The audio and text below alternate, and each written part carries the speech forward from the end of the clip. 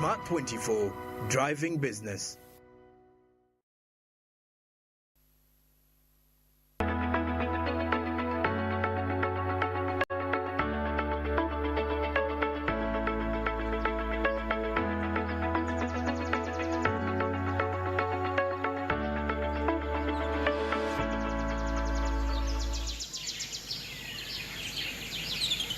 Exactly 2 minutes past 7 a.m. and definitely it's yet another lovely morning. Very good morning. This is Smart Means Business. I'm Andrew Bariji and definitely I'm here with Masika Tsime this morning live, definitely coming here at plot 42 Nile Avenue.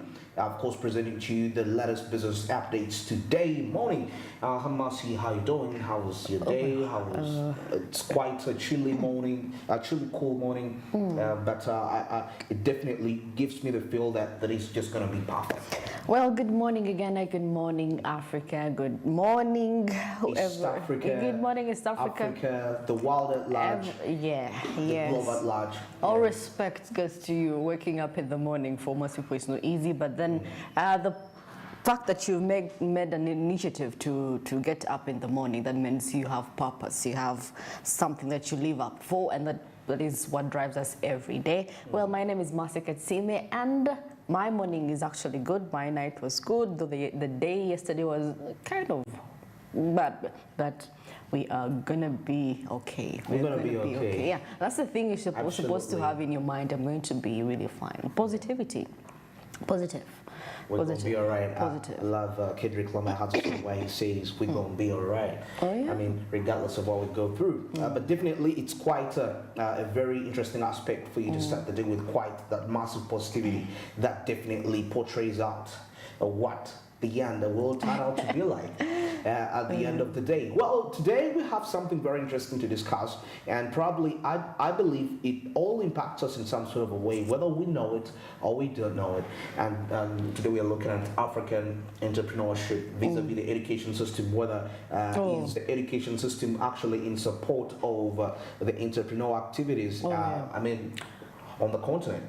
That is quite a very key point to really look into. Yes. Well, of course, I must say, really, I think in Africa we've started this.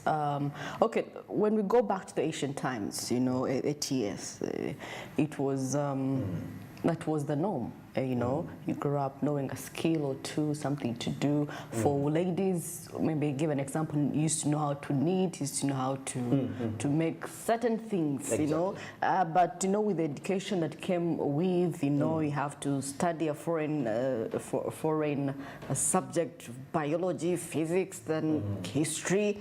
You know, it all changed the perspective of the whole thing of entrepreneurship, of acquiring a skill. But then I like the fact that it's coming back. It's coming back with a new curriculum that is set in place. Although at my school where I went to traditional schools really, and I learned how to dig. Trust me, we have learned how to dig. I learned how to slash using a slasher, though my hands were really. But then I know once they tell me to slash, I can really slash. When they tell me to dig, I can dig. Then of course we did home economics. Home economics, cooking, baking, you know, how to make a bed. So for me, it's, I think I had something related to that. Though, you know, with the education system, I tried to do away with that so that kids can concentrate mostly on their studies other than, you know, focusing. Even you see the rate at which vocational schools are coming in is higher compared to the years before. You know, when you went to a vocational school in our days, they would be like, oh my goodness, this person, how could you go? How can you branch off to a vocational school? Oh my goodness. It was known for the guys that didn't perform well, all those that were not well off. But then it's a big deal now. Someone finishes senior four, they're like, you know what, mom, I'm going to YMCA, I'm going to Bushenyi, to that engineering school. Quite a number of institutions and all that are specialized into something. Yeah, but of course, just Sibyl and Masika Tim has been saying, you get to realize that, I mean, because if we stretch back to the colonial times with the kind of the westernized education system, it was mainly preparing Africans for actually getting government jobs and so many more. And you realize that the aspect of entrepreneurship wasn't really such a big deal, like you just mentioned, because of course there was a perception that was put into us during that time. And one of the good example of countries to really cite out which really experienced this is Ghana. Because remember, the education system of Ghana during the time, I mean talking about when Ghana got independence in 1957, the education system was more of producing clerks, preparing people to be clerks and low-level workers at the same time, and there was really limited aspect of entrepreneurship. But of course, as time went on, there were some reforms that were put in place to make sure that the economy progresses. But however, despite that, the initiatives were much more focused on driving the economy, but less focused on entrepreneurial activities. I mean, to boost the entrepreneurship in the nation. So literally, most of them in the 1980s weren't really quite a great success. But entrepreneurship education is quite still on the rise. It's still on the rise. I mean, it's still in its early stages. Though we do, it's very funny how we have them in our subjects, as entrepreneurship, pursue subject entrepreneurship, but then you do not know what it is exactly. What it is exactly. Yes. Yeah. You cannot, know it on paper, but then on practice, you cannot do something. But then with the level of unemployment, it could be an advantage for the youth, actually. For the youth. I'm not saying it could be a good thing. It's not because unemployment is a good thing, but then it's a good thing for us Ugandans, as for the youth, to be entrepreneur, to think out, outside our, education life, and you could never know what thing you have. It could change the world. The innovations that you could put up could change the world. So I believe it could be an advantage, the unemployment rate rising, so that we can get that reality. The reality. Yeah, that not everyone is going to go have a white collar job. Not everyone is going to have a white collar job. Very, very interesting. And of course, just to give you just a brief here, in the 1980s, Ghana implemented, we are citing out Ghana as one of the key examples of countries that have tried to initiate entrepreneurial-based education systems, policies, though still not yet achieved their internet goals. And we see that in the 1980s, the nation of Ghana implemented a series of economic reforms here that led to a period of economic growth. However, these did not lead to significant increase in entrepreneurial activity, just like what I mentioned. And one of the reasons is that the Ghanaian education system is still not designed to promote education. Now, in the recent years, according to still the reports here, Ghana's government has made some progress in promoting entrepreneurship education. That is through, of course, more investment in education. For example, the government has actually established a number of entrepreneurship programs at universities and technical schools. But, however, despite all these efforts, they are still in their early stages of development, according to the look of things. And, of course, there is still a long way to go before entrepreneurship education is fully integrated into the Ghanaian, of course, educational system. But, of course, away from that, what could be some of the factors that are actually hindering entrepreneurial education into the African nations? That is also quite key. Of course, because they're quite, and one of the biggest factors in here is lack of investment in education. And of course, the need to also have qualified personnel to pass on to these skills, and that's why I would really have a problem with any person. You could be a lecturer of a high institute and you're teaching business, and you yourself don't even have an experience in business. But it's more like you can teach it. I feel like that has quite less impact because you can't give what you don't have. Knowledge is experience. Of course, it's experience. Yeah. It's experience. Yeah.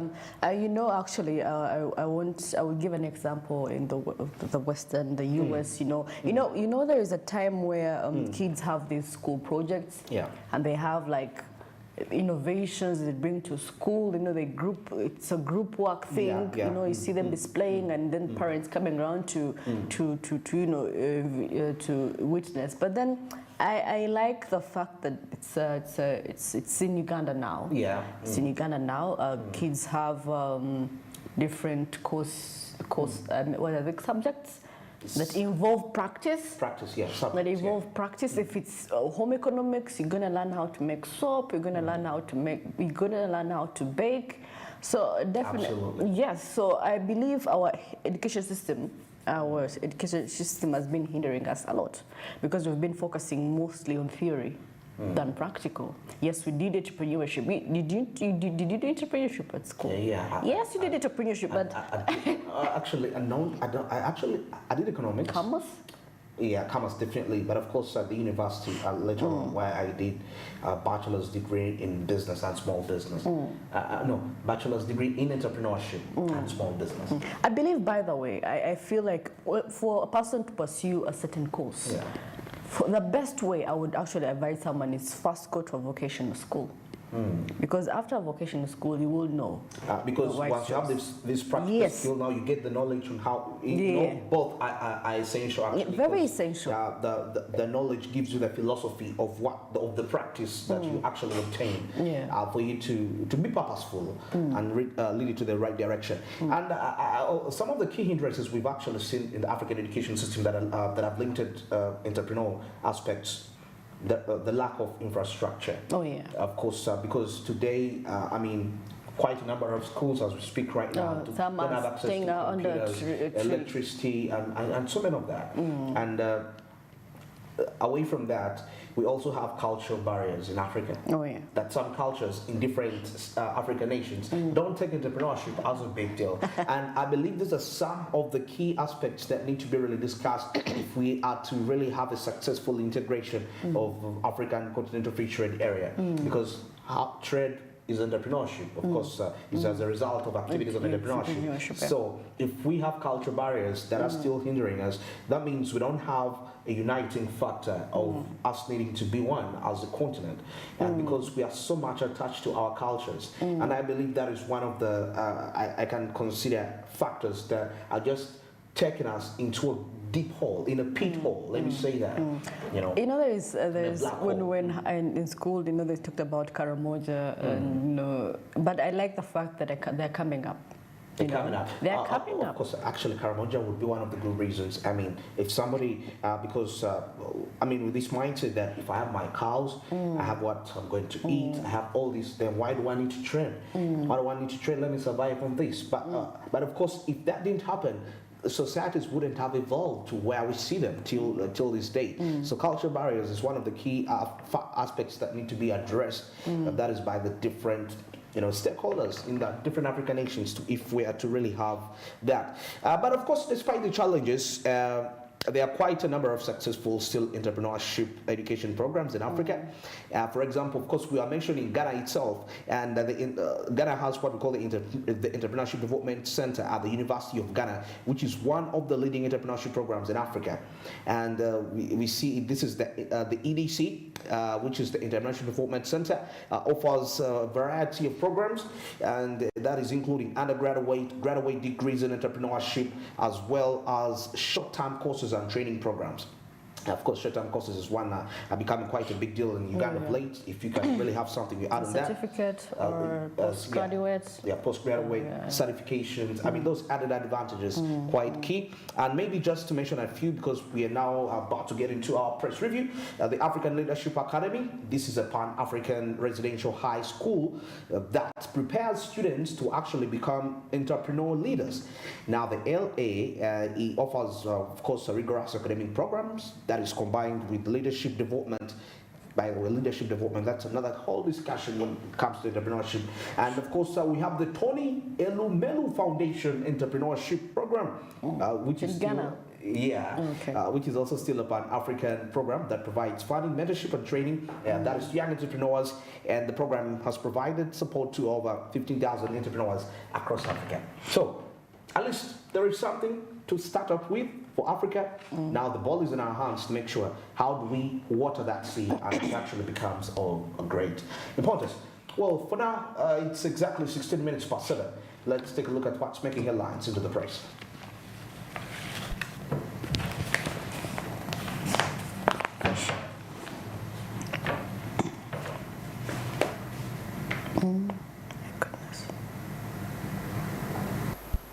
Well, of course, I have the new vision with me. Masi Katsumi has the Daily Monitor. Maybe probably as we take a look here, new government policy is, of course, here to fight illegal land evictions. Of course, this has been a big issue in the Central. And, of course, something here to see Museveni Awards Reverend Maria Naiga Diamond Jubilee Medal. So you can find that on page 5. And, of course, UNEB warning against fake PLE papers. So you need to be very careful. Exactly. And of course, something here, DFCU speaks out on Crane Bank branches. Well, what does it have to say? You'll definitely find that out when you grab yourself a copy of the Daily Monitor. What's making headlines right there? For those residents that are going to sit in for the appeal, we wish them all the best. You know, please calm down, cool down, breathe in, breathe out. You know, whatever you read through, just that is the candidates, give yourself senior 6, right? P7. Wait, oh, P7. I mean, you know, I mean, it's been sometimes we, yeah, actually. You need to be a parent. You need to be a parent. Form 6, they're doing examinations next week, right? Oh, yeah. It's what I had on my mind strongly. More You need to have kids to put you in panic. You need to know definitely, these things. that will come in its own time. Everything is beautiful in its perfect time. Well, of course, quite a tragedy. UK and US issue fresh terror attacks. Yeah. And of course, here, making headlines in the Daily Monitor, trust me, this is going to be interesting for those that, if you start with the names that are so... Which names are those? And of course, Western Uganda and Central take up top government jobs. And this is Daily Monitor. Okay. Splitting. And of course, you can guess the region. Western takes 47%. And that is something that is very amazing. 47% no? No, right? Western. Yeah. Imagine a region taking almost 50% of the jobs, government jobs. It's quite absurd. And of course, Northern Uganda takes 20%, then Central 18%. And then finally, Eastern Uganda 15%. Yeah. Really, I'm quite shocked with the percentage. So whoever took the initiative, thank you for enlightening us. So we know where people lie. Exactly. And of course, Airtel stock opens first day of trading with low activity. Actually, this was the announcing of the results. How many people invested in there? Yeah. Well, of course, challenges are in there because this is a real tight competition. This telecommunication industry. But anyway, let's hope for the best. And of course, now taking a look here at the Homes Expo 2023. And of course, you can get tips on managing energy bills at home and how Uganda, coming away from that, we see how Uganda has battled HIV/AIDS. That is over the years. So you can find that out, what initiatives has really been put in place and what has it costed the nation. And of course, seeing that DFCU remains a solid bank. Of course, despite what we you can actually grab that and find out what that really entails. And I see here Attorney General, Defense Petroleum Supply Bill. And of course, we see as Uganda will eliminate many suppliers of supply and leave resource management with only UNOC and Victor Bahrain. So you can find that out. You see, actually, when I read this article of the different, I'm seeing they took time to take the different MPs, members of parliament, ask. So whoever is in the side of the winning side is saying positivity. Positivity. Okay. I mean, definitely. I mean, you gotta be positive for your side. That is something. It's not a surprise. Of course, and government sets fresh deadline for new Katonga Bridge. You know, they've been bribing people to actually, those that use heavy trucks, they've been bribing, to pass, to use. It wasn't strong enough to take on big trucks. But actually, so it has been illegal for some time. Actually, that shouldn't only apply to Katonga Bridge. It should be everywhere. I mean, the reason, because heavy trucks ought to have their own transportation routes. I mean, that's according to, if we're talking about proper planning of the city. And they create congestion and traffic. Or even congestion. they cause wear and tear so fast. The roads wear and tear so fast. Yeah, once they're using, all sorts of weights are in there. And of course, doctors, researchers advise on improving uptake of ARVs, and of course, the region that is in the papers for Bara districts is not really a good name for now. Okay, I mean, you see, sometimes you will have quite different statistics about a certain matter. Sometimes it depends on the visions and the attributes and what the people that make the statistics believe in.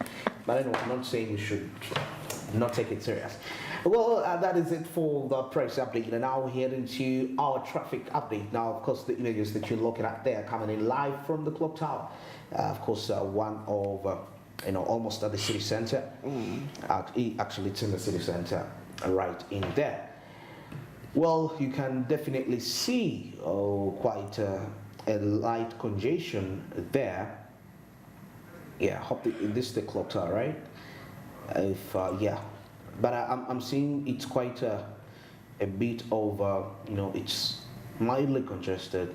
There is not really a much of so many people. So if you're coming in from areas around in there and you're coming to the city center to report for any given activity, well, coming in from Entebbe areas along Entebbe Road, are you coming in from areas along I've Gaba always Road? asked myself why the flyover. Is it operation? Is it have they opened it for people to pass? Of course, if it was so, we would be seeing a number of people actually. We wouldn't see the ground largely congested because that's one of the most congested areas. I mean, I'm asking myself, it's finished? Is there anything that is needed that we do not know? Because I feel like it's finished. People can start crossing using the flyover. Okay. Well, maybe people are afraid of heights. I don't know. They can't be afraid of it. They can't be afraid of it. It's actually for those people that fear to cross the roads. I mean, majority of people, of course, have definitely that phobia. And yeah. So you can see if you're coming in along from the Kampala and you're probably heading towards Entebbe Road, Entebbe side of all areas along that. Well, I can see it's going to be a little bit a smooth way for you. According to the look of things, there is not seem to be much congestion in that way. And of course, we know that I think the senior 4 candidates got done with the examinations, right? Some are almost done. Because they do in October. Yeah, they do in October, but then some extend to then because some subjects stretch. Though, nowadays art was almost the last art and ICT computer. But at least majority. Is that a puppy? Majority. That's a puppy. I don't know whether it was seen from the anyway, a stray puppy right there.